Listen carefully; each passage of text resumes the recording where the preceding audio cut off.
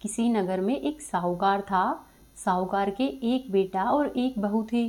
साहूकार की बहू कार्तिक माह आता तो वह रोज सुबह सवेरे उठती और गंगा जी में स्नान करती। साहूकार की बहू सुबह जल्दी जाते समय वह किसी भी पराये पुरुष का मुंह नहीं देखती थी। वहीं उसी नगर में एक राजा का बेटा भी सुबह सवेरे गंगा जी में स्नान करने के लिए जाता था। जब वह गंगा जी के तट पर पहुंचता और स्नान करता तो हैरान हो जाता कि मैं इतनी जल्दी उठता हूँ स्नान करने के लिए, लेकिन और कौन है जो मुझसे पहले उठकर स्नान कर कर चला जाता है। कार्तिक माह के 5 दिन ही बचे थे।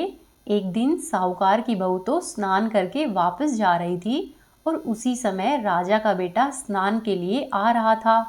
आवाज सुनकर साहूकार की बहू जल्दी जल्दी से घर जाने लगी, लेकिन जल्दबाजी में उसकी माला मोजड़ी वहीं पर छूट गई।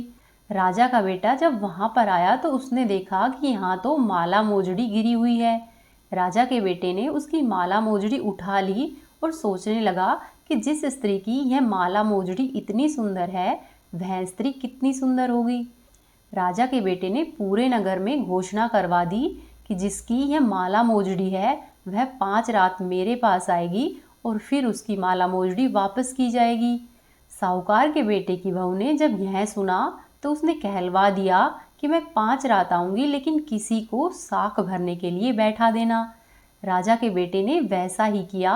उसने एक तोते को पिंजरे में बंद किया और गंगा जी के किनारे एक पेड़ पर टांग दिया। बहू सुबह के समय गंगा स्नान के लिए आई और उसने पहली पैड़ी पर पैर रखा और बोली, हे कार्तिक के ठाकुर राई दामोदर, पांचों पांडु छठे नारायण, भीखम राजा उस पापी को नींद आ जाए। और ऐसा कहते ही राजा के बेटे को नींद आ गई। उसके बाद बहू ने गंगा स्नान किया और वापस अपने घर पर जाने लगी तो तोते से बोली कि सुआ सुआ तेरे गल में डालूंगी हीरा, मेरी साख भरियो वीरा। तब सुआ बोला कि कोई वीरा भी कभी साख भरता है क्या?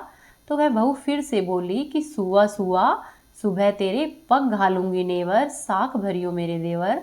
तब सुआ ने कहा कि ठीक है भाभी, मैं तेरी साख रखूंगा। वह तो ऐसा कहकर चली गई।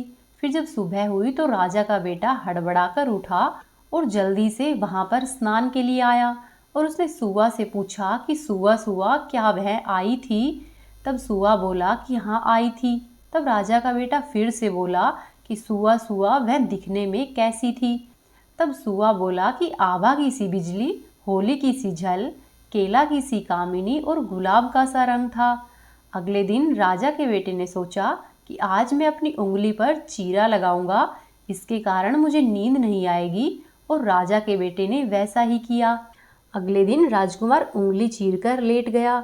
जब अगला दिन हुआ तो साहूकार के बेटे की बहू आई और उसने पहली पैड़ी पर पैर रखते ही उसी तरह से भगवान से प्रार्थना की और भगवान की दया से राजकुमार को फिर से नींद आ गई। बहू ने फिर से स्नान किया और स्नान करके फिर से वापस चली गई। जब सुबह हुई और राजकुमार उठा तो वह दौड़कर फिर से तोते के पास आया और तोते से फिर से पूछा तो उसने फिर से वही सारी बातें दोहरा दी। तीसरे दिन राजकुमार बोला कि आज रात को मैं अपनी आंखों में मिर्ची डालकर बैठूंगा।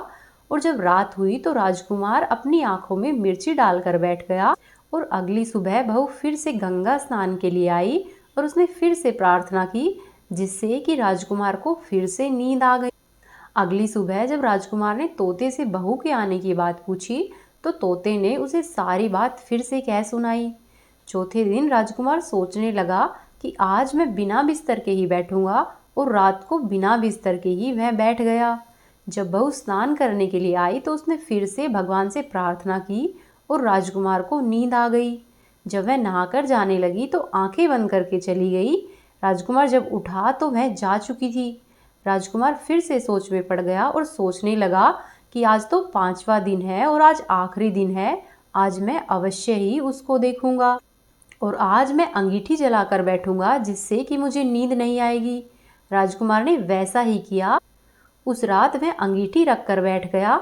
अगले दिन जब सुबह हुई तो साहूकार के बेटे की बहू आई और उसने जैसे ही पहली पैड़ी पर पैर रखा तो वह फिर से प्रार्थना करने लगी कि हे कार्तिक के ठाकुर राई दामोदर, पांचों पांडु छठे नारायण, भीखम राजा उस पापी को नींद आ जाए। बहू की यह प्रार्थना सुनते ही राजा के बेटे को नींद आ गई। फिर बहू ने गंगा स्नान किया और जब वह नहाकर जाने लगी तो तोते से बोली कि तोते, उस पापी से कह देना कि मेरी 5 रातें पूरी हो चुकी है, वह मेरे मोतियों की माला मेरे घर पर भिजवा दे। सुबह जब राजकुमार की आंख खुली तो उसने तोते से पूछा कि सुआ सुआ, क्या वह आई थी? तो तोते ने कहा कि हाँ, वह आई थी और उसने अपनी माला अपने घर पर मंगवाई है। यह सुनकर राजकुमार सोचने लगा कि वह तो सत की थी, तभी तो भगवान ने उसका सत रखा है। कुछ समय के बाद राजकुमार को कोढ़ हो गया। राजा ने बहुत से इलाज करवाए लेकिन उसका कहीं भी इलाज संभव नहीं हुआ। तब राजा ने अंत में हारकर ब्राह्मण को बुलवाया और ब्राह्मण से पूछा, हे ब्राह्मण देव, मेरे बेटे का शरीर क्यों जल रहा है? तब ब्राह्मण ने विस्तार से सारी बात राजा को कह सुनाई। तब ब्राह्मण ने कहा कि हे राजन, इसने पत्नीव्रता स्त्री पर बुरी नजर डाली, इसी के प्रभाव से यह इस रोग से पीड़ित हुआ है। तब राजा ने ब्राह्मण से राजकुमार के ठीक होने का उपाय जानना चाहा।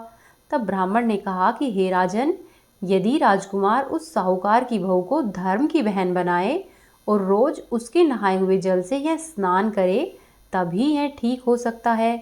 राजा साहूकार की बहू की माला लेकर साहूकार के घर गया और बोला कि यह माला आपकी पुत्रवधू की है, इसे ले और आपकी बहू के नहाए हुए जल से मेरे बेटे को नहला दे। तब साहूकार बोला कि हे राजा, वह तो किसी पराये पुरुष का मुंह तक नहीं देखती, तो वह अपने नहाए हुए जल से इसको कैसे नहाने देगी?